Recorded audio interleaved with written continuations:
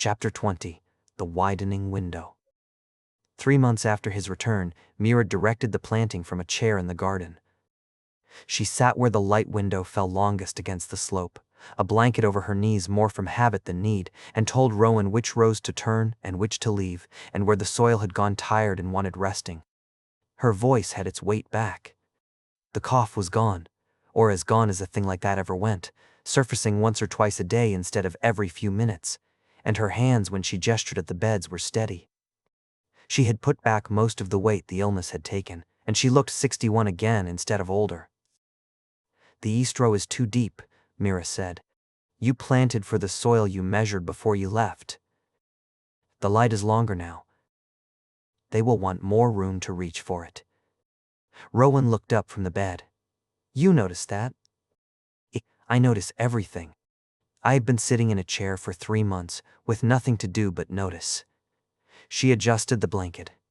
"You planted those rows like a man who was somewhere else, which you were." He did not argue the point, because it was true. He moved down the row and widened the spacing the way she said, and the work was the same work it had always been, and his mind was the same place it had been since the ascent, partly here, partly above the clouds, partly 3 days west in a city he had not stopped thinking about. The notebook went everywhere with him now. It had outgrown the spare pages at the back of the old light window ledger and become its own volume, a second book he had bound himself from loose paper and a scavenged cover, the stitching crude but holding. The light window durations went in it, and the cloud density notes, and the chorus logs, and the questions he could not answer, written out plainly so he would not lose them. Mira found the notebook on a morning when he had left it on the table while he cleaned the rain catch. He came back in from the after window cold, and she was at the table with the book open in front of her, reading it the way she read the medical encyclopedia, slowly, her finger under the lines, missing nothing. He did not stop her. He hung the rain catch filter to dry and waited. She read until the evening. She said nothing about it through the meal, through the after window tasks, through the lamp being lit and the dim settling fully over the mountain. Then, when he was banking the heating element for the night, she spoke. "You are tracking the light," Mira said. Rowan set the last of the filters on its hook. Someone should. Someone is, in Meridian. "You read their notes." She turned a page in the lamplight. "The school keeps a chart. The engineer keeps his logs. The doctor knows the doctor's part of it. You told me all of this." "Meridian is one point of data," Rowan said. "This mountain is another. The two places are 3 days apart, and they show the same trend. One observation is a guess. 2 that agree is the start of a measurement." He set the heating element's cover back in place. "More points make a better picture." Mira looked at him over the top of the book. Then she went back to reading, and he understood that she was not done, and that whatever came next would come on her schedule and not his. The light window measurement that mattered came on a morning like any other.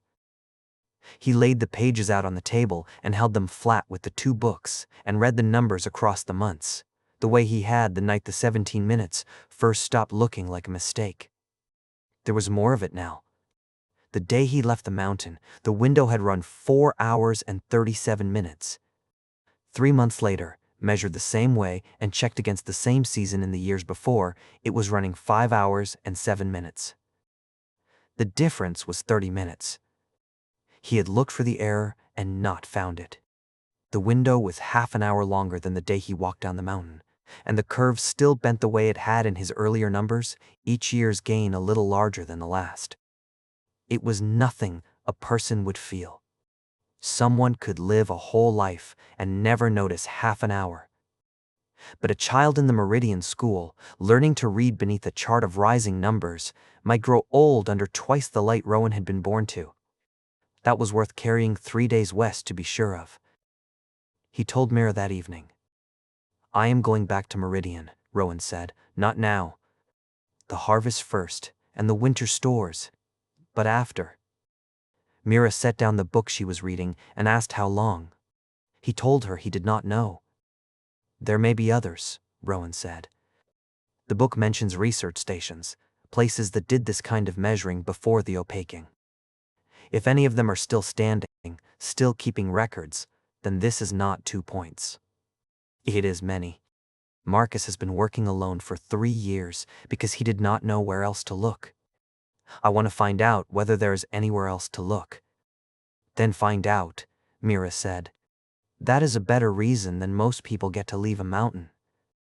She folded her hands in her lap and looked at him before she spoke again. Who will come back? Yes, Rowan said. Mira almost smiled. With more books, I expect. Probably, he said. She did not tell him to stay, and she did not tell him to go, the same way she had only put her hand on his arm and told him to go the morning he left.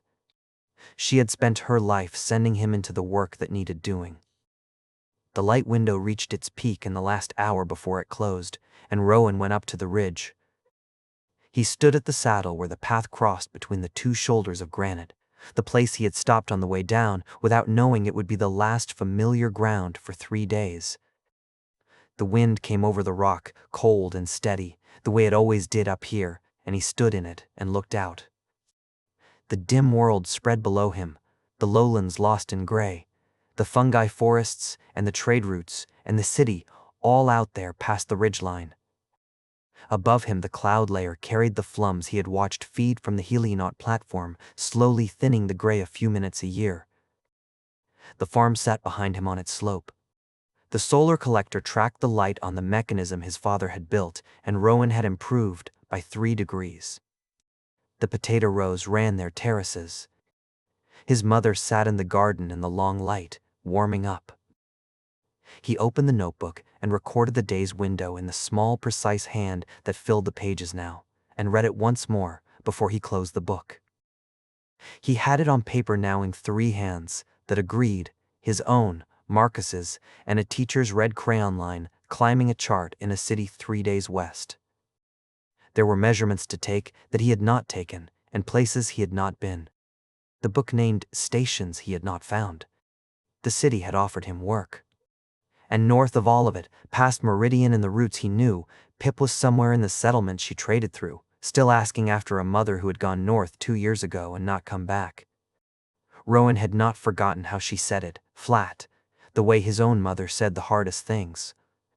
Going back to Meridian meant the northern routes were a few days further on, and it meant the chance to help Pip carry a question she'd been carrying alone.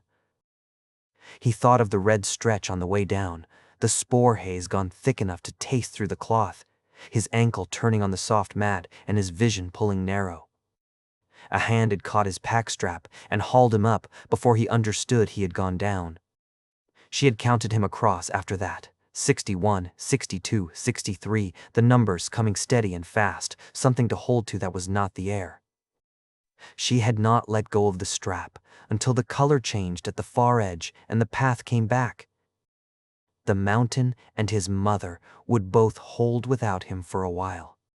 The work here ran on attention and maintenance, and he had taught his hands to that work before he could read, and the farm did not need all of him anymore. The light window closed. The gray-white glow thinned and faded, and the after window dim came up from the valleys to meet the dark already on the slopes, and the mountain went quiet the way it did every night. Rowan turned and walked back down toward the house, where the lamp was lit and his mother was making dinner.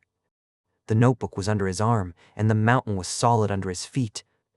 Ahead of him, past the harvest in the winter, the path went down into a world wider than anything he had measured yet, and getting wider. He was going to need a bigger notebook.